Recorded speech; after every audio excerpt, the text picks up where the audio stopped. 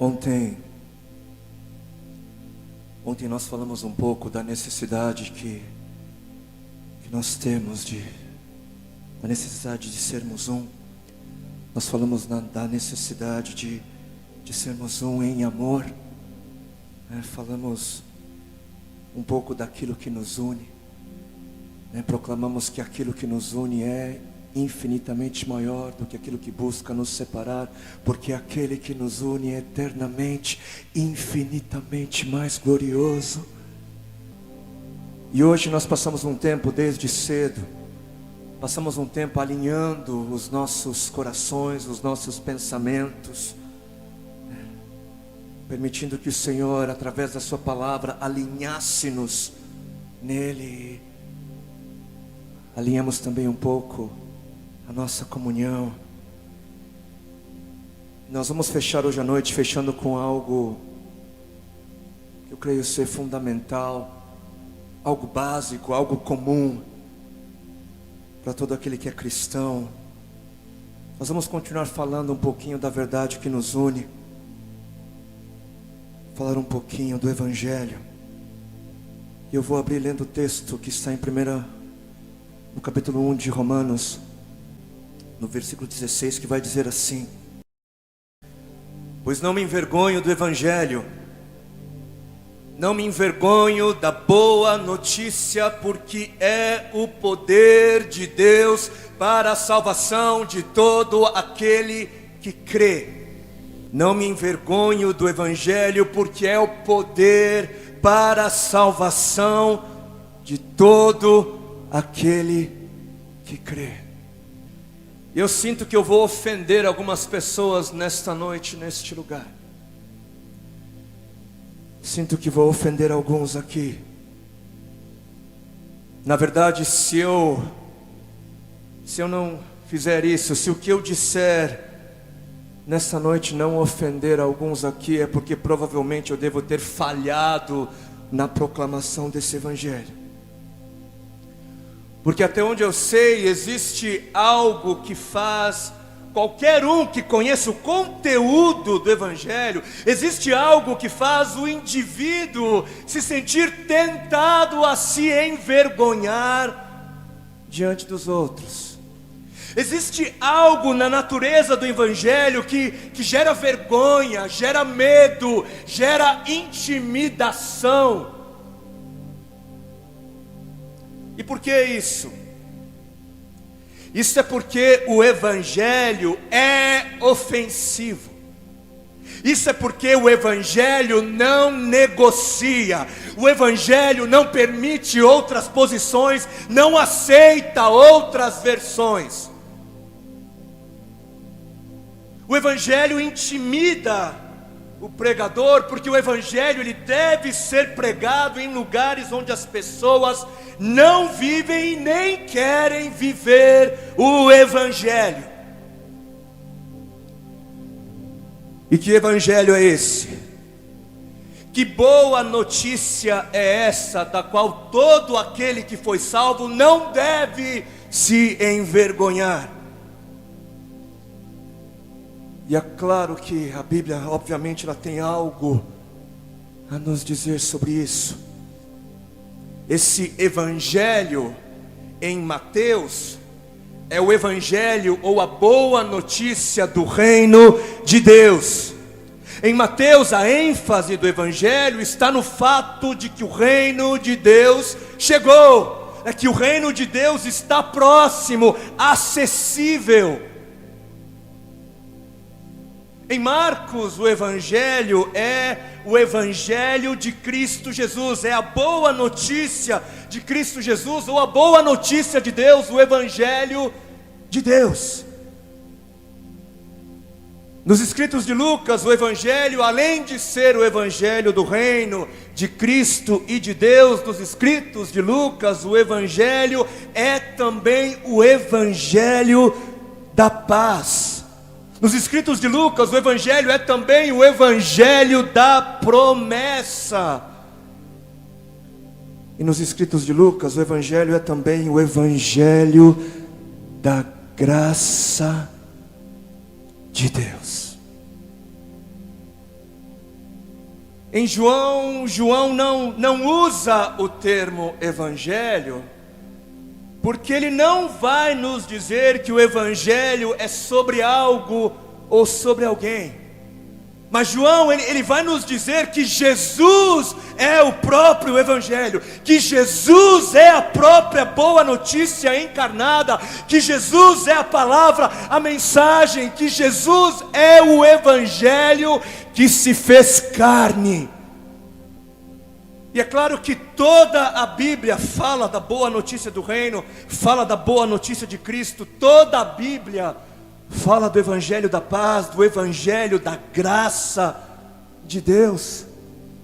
Mas qual é o teor desse evangelho? Qual é o conteúdo do evangelho? Qual é a mensagem do evangelho? Que apesar de ser vergonhosa para alguns, é o poder de Deus para a salvação de todo aquele que crê. Que conteúdo é esse? A boa notícia é a seguinte: nós estávamos mortos, nós éramos rebeldes, nós éramos inimigos de Deus, nós andávamos em densas trevas, nós éramos um grande vazio, nós éramos um poço de mentira, éramos um poço de maldade, um poço de ódio, rancor, inveja, egoísmo, egocentrismo. Nós, apesar de acharmos que éramos pessoas justas, nós não tínhamos ideia do que era justiça. Nós, apesar de nos acharmos pessoas tão boas, nós éramos desprezíveis, éramos seres completamente desprezíveis. Nós éramos tão desprezíveis que nós tínhamos tudo. Nós tínhamos tudo para merecer o juízo eterno. Eu e você tínhamos tudo para merecer o castigo eterno. Mas algo aconteceu.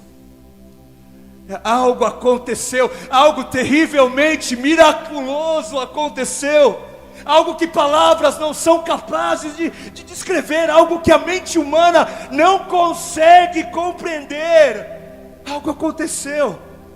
Apesar de tudo que eu e você éramos, apesar de toda a nossa imundícia, apesar de todo o nosso pecado, Deus interferiu na nossa história. Deus fez aquilo que você e eu não poderíamos ter feito por nós mesmos. Deus fez um caminho, Deus nos deu esperança, Ele nos deu um caminho, e Ele não precisava ter feito isso. Ele não precisava ter feito nada. Deus não precisava ter interferido, não tinha que fazer nada, porque todos nós já estávamos julgados em nossos pecados. A sentença já tinha sido dada. Jesus disse que tinha vindo ao mundo não para julgar o mundo, disse que não havia vindo para julgar, mas havia vindo para salvar o mundo. Por quê? Por quê? Porque o mundo já estava julgado, o mundo já estava condenado, nós já estávamos condenados, já éramos julgados. Todos estávamos desgarrados, desviados, todos havíamos feito por merecer o juízo eterno. Não havia um justo, nenhum sequer. Todos havíamos pecado e destituídos da glória de Deus estávamos. Todos justamente condenados. Ele não precisava ter feito o que ele fez. Ele não precisava ter feito nada. Deus não teria sido injusto se Ele tivesse permitido a nossa condenação eterna. Na verdade, Ele continuaria sendo justo.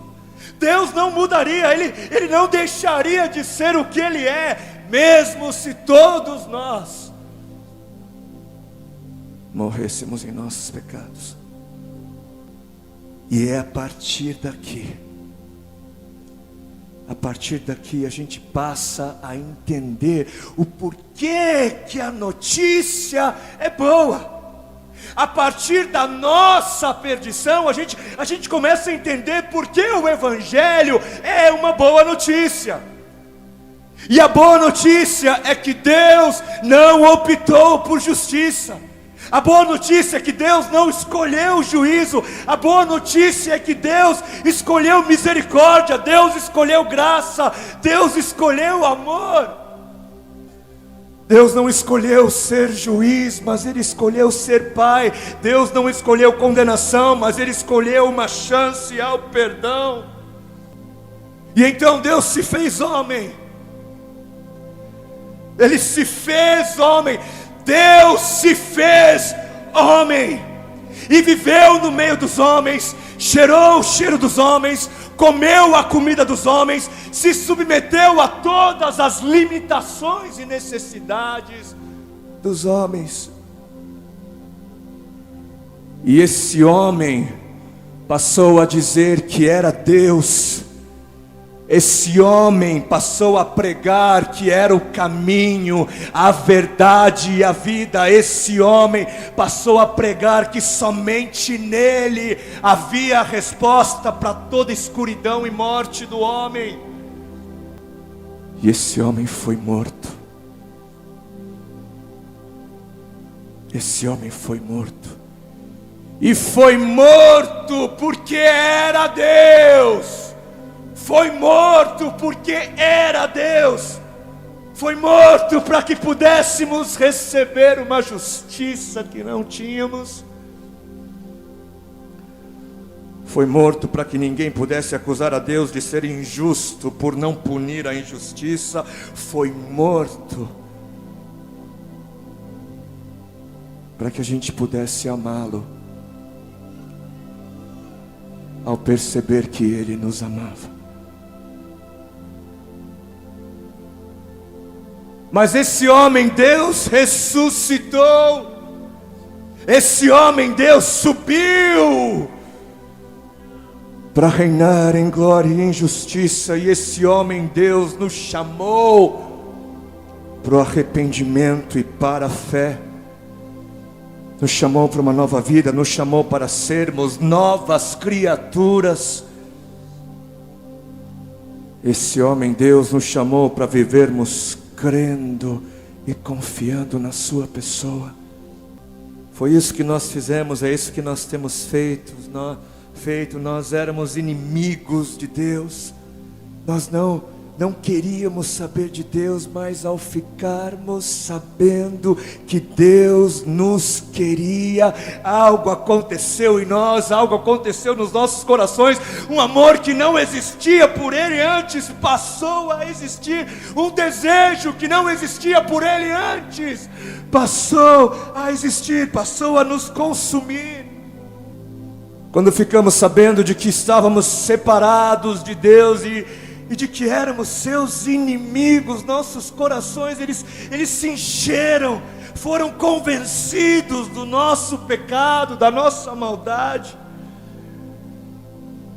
E então cada um começou a perguntar: e agora? Eu sou pecador, e agora eu sou o pior de todos os pecadores, e agora? O que eu faço?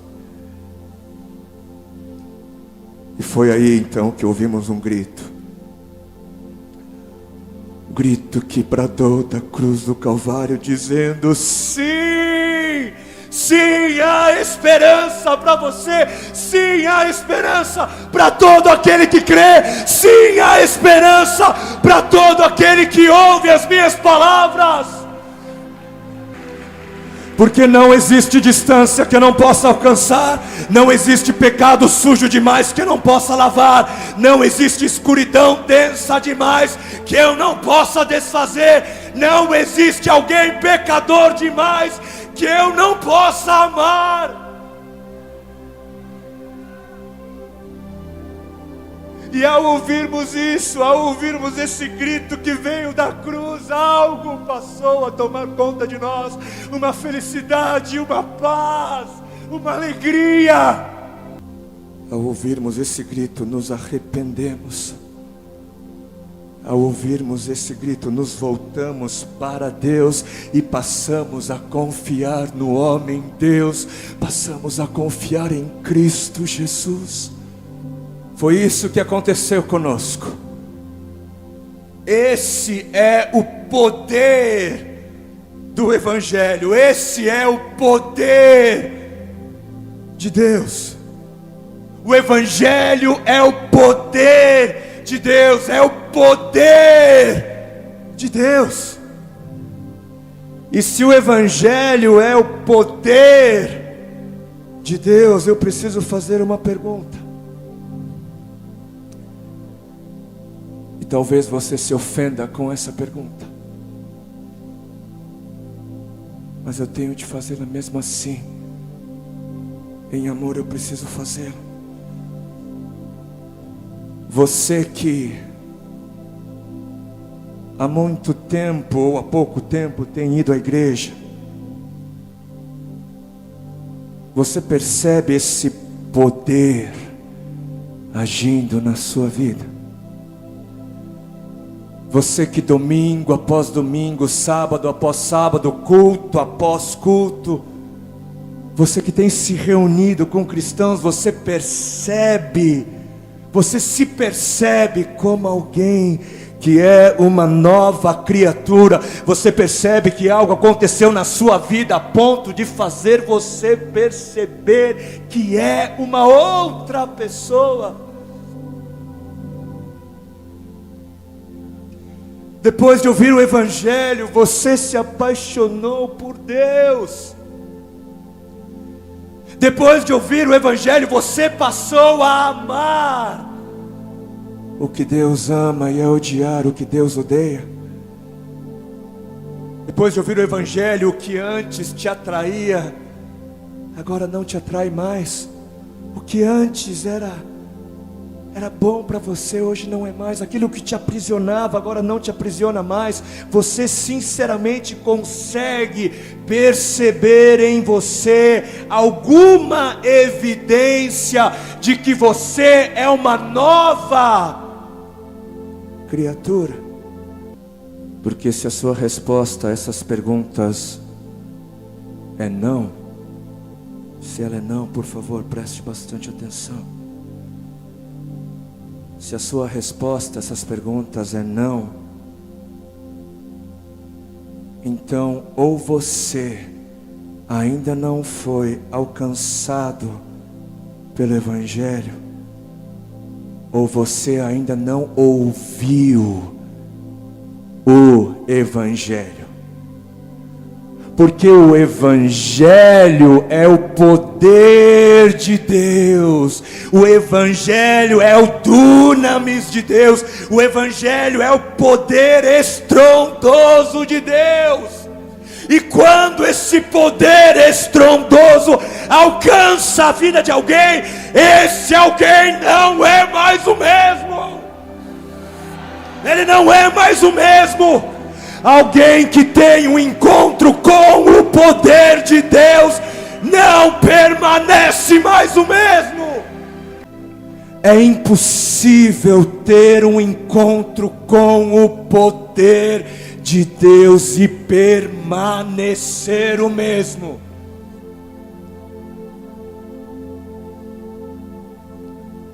Quando o poder de Deus alcança alguém, esse alguém é poderosamente transformado em nova criatura, completamente transformado, é transformado. Quando alguém se diz nova criatura, esse alguém, ele não deve dizer isso como se fosse uma declaração de fé. Porque tem gente que se diz nova criatura como se isso fosse uma declaração de fé. Ou seja, declaram algo que ainda não experimentaram, mas pela fé declaram que vão experimentar. Não. Dizer que eu sou nova criatura não é uma declaração de fé, mas é para ser uma declaração de algo que eu percebo na minha vida hoje, agora. Dizer que eu sou nova criatura é uma declaração de algo notável. Ser nova criatura não é uma declaração de algo que eu ainda não vejo, mas é uma declaração de algo visível, de algo que pode ser percebido em mim e por outros. O camarada traía e agora não trai mais, roubava e não rouba mais, era um mentiroso, vivia na mentira, não tinha paixão pela palavra e agora tem. Era orgulhoso e prepotente e agora não é mais. Não amava a Deus e a igreja e agora serve a Deus servindo a igreja.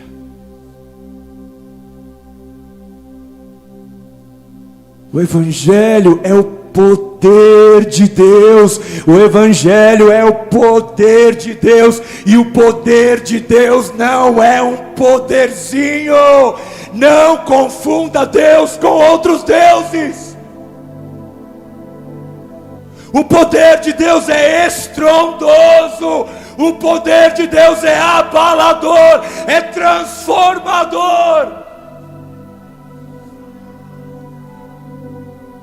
Se você não percebe que você é uma nova criatura, ou você ainda não foi alcançado pelo poder do Evangelho, ou você ainda não ouviu o Evangelho, que é o poder de Deus, porque o Evangelho é o poder de Deus, porque é o Evangelho de Deus que é poderoso. Porque é o Evangelho de Cristo Jesus que é poderoso. Outros evangelhos não têm poder. Outros evangelhos não transformam homens depravados em santos. Talvez você ainda não tenha ouvido o Evangelho de Deus. Talvez o que você ouviu não foi bem o Evangelho de Deus. Mas eu aceitei a Jesus. Eu aceitei Jesus como meu Senhor. Eu fui até a frente, eu recebi a oração do pastor. Tudo bem. Isso pode até fazer parte do processo. Mas escute bem. Primeira coisa, entenda bem. Ninguém aceita a Jesus. Ninguém aceita a Jesus. Não é você quem aceita a Jesus, mas é Jesus quem aceita você. Ninguém aceita Jesus. Não é você. Não é você quem decide se Deus vai ou não vai fazer parte da sua vida. É Deus quem decide se Ele vai ou não vai fazer parte da sua vida. Não caia no pensamento pagão. Não é o homem quem encontra Deus, é Deus quem encontra o homem.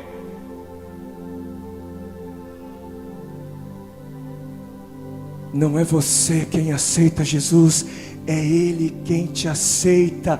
E a evidência de que Jesus aceitou você é a transformação de Deus atuando na sua vida. Segunda coisa,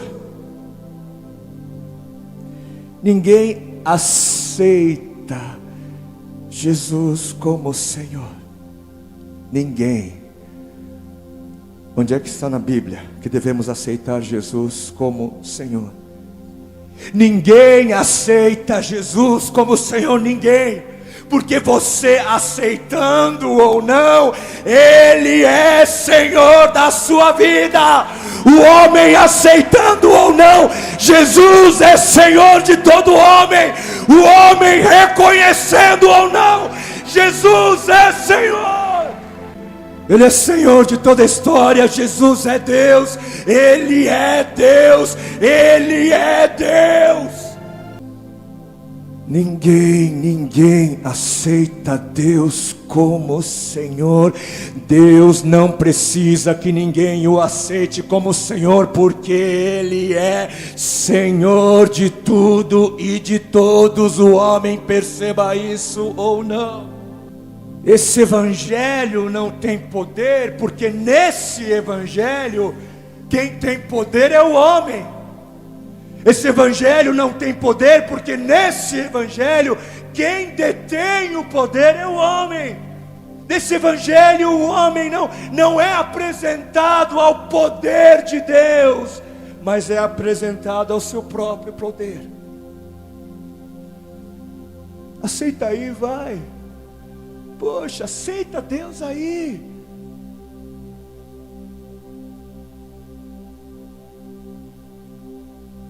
Deus não precisa que ninguém o aceite. Ele é Deus, Ele é Senhor.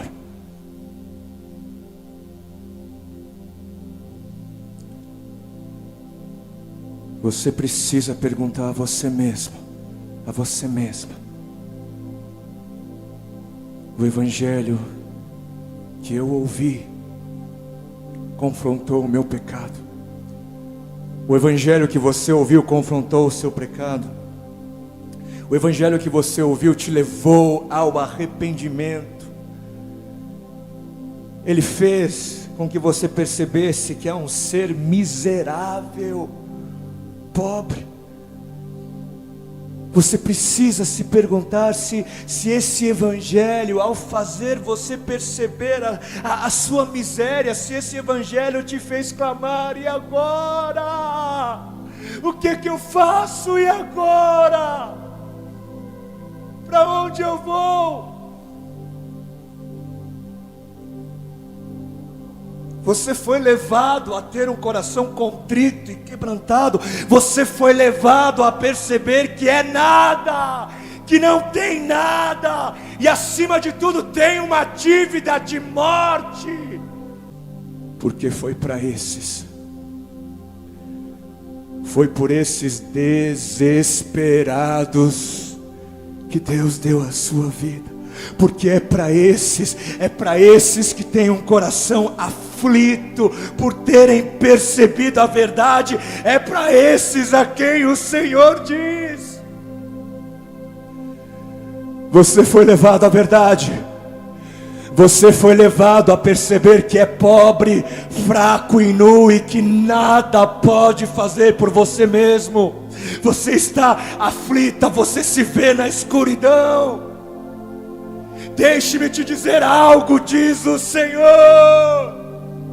eu te amo, eu te amo. Deixe-me te dizer algo, filho, filha, eu te amo.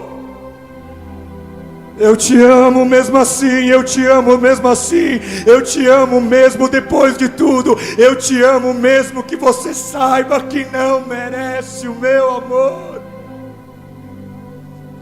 Eu te amo mesmo que você não seja digno, mesmo que você não seja digna. Eu te amo, eu te amo, eu te amo.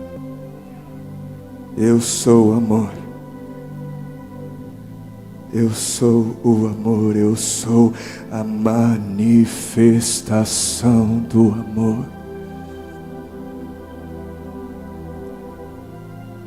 Eu faço de você alvo do meu amor. Se arrependa e creia em mim. Se arrependa dos seus maus caminhos e acredite em mim. Volte-se para mim e venha andar comigo, diz o Senhor. Quantos não nascem em ambientes onde o evangelho não é pregado? Quantos não nascem em meio a lugares onde essa boa nova de Cristo não é pregada? Existem ambientes onde as pessoas não são mantidas pelo poder do Evangelho, pelo poder de transformação, mas essas pessoas são mantidas pelo ajuntamento da galera, pelo ajuntamento social, são mantidas por atividades que atraem a carne, porque atividades que são espirituais não lhes são atraentes. E então é necessário manter programas que entretenham esses perdidos que estão dentro das instituições, e isso faz as instituições se manterem. Mas quanto aos perdidos e os perdidos, e as vidas, evangelho que não transforma não é evangelho. Evangelho que não tem poder não é o evangelho de Deus. E o evangelho, a boa notícia, não é casa, não é carro do ano, não é emprego, não é dinheiro. Não é essa a boa notícia do evangelho.